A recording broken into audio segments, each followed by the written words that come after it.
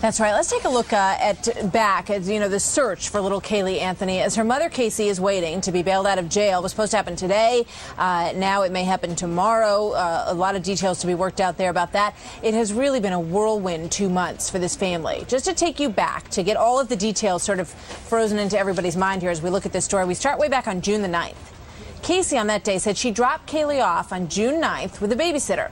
June 15th is the last time that Caylee's grandmother, Cindy, says that she saw the little girl. Now, somewhere between June 18 and June 20, the neighbors have reported that they saw Casey back her car into the driveway and that she later borrowed a shovel. So that was between June 18 and June 20, not exactly nailed down between that time period. So on July the 15th, Grandma Cindy reports Caylee missing, also telling police, as you remember, this very frantic phone call to the police, that her daughter's car smells like a dead body. Casey is arrested the next day on July the 16th. On July 17th, one day later, cadaver dogs hit on the smell of decomposition in the car, a strand of hair, a stain, and dirt also found in the back of the car that Casey had been driving. Then crime scene investigators start searching the Anthony's yard. On July 22nd, Casey, the mother of little Caylee, is named a person of interest in this, quote, possible homicide. On August the 1st, detectives remove large bags of evidence they took out of the Anthony home.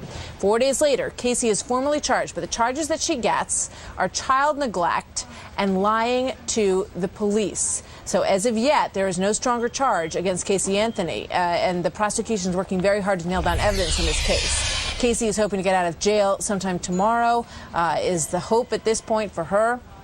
Today does seem unlikely now, we're told. A bounty hunter and a bail bondsman working on getting her released, hoping that she can help in the search for little Caylee. John Beza is a retired NYPD detective, formerly with Manhattan Special Victims Squad. John, welcome. It's good to have you here today. Thank you. Good to be here. When you look at that timeline, and we know that the charges so far are negligence and lying to the police, what do you think is going on behind the scenes in this investigation right now? Well, I think right now they're going to follow the evidence that they have. Even if it is circumstantial at this point, they have to follow that. And it's a possible homicide. It's a possible manslaughter. And she's really not a person of interest. She's a suspect in this case, and that's how they have to treat it. And that's the way you have to look at it. People don't want to think this. I would hope that Caylee is alive. I certainly would. I have children of my own. But I got to tell you something right now. The evidence points towards a possible homicide or a manslaughter, and her being either disposed of or buried somewhere. And I think the police are following up on those leads right now. You know, when you go through this timeline and you look back at this case, it's too much of a coincidence, perhaps, that both the grandmother reports, you know, oh my God, it smells like there's a dead body. There was a dead body in the back of this car, and that coincides with the police dogs hitting on something that they believe is decomposition of a body.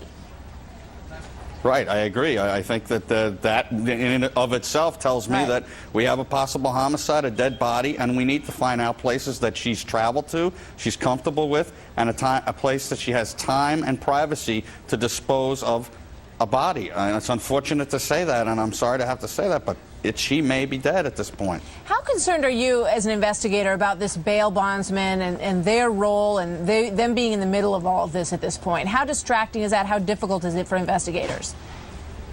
Well, I think the investigators will not be distracted by it. It's a big media farce.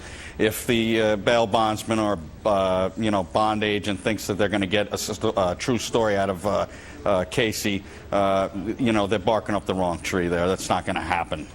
Do you think that it's any more likely that if she does get out and they're able to kind of track her movements and see who she calls, that it might help them actually to crack this?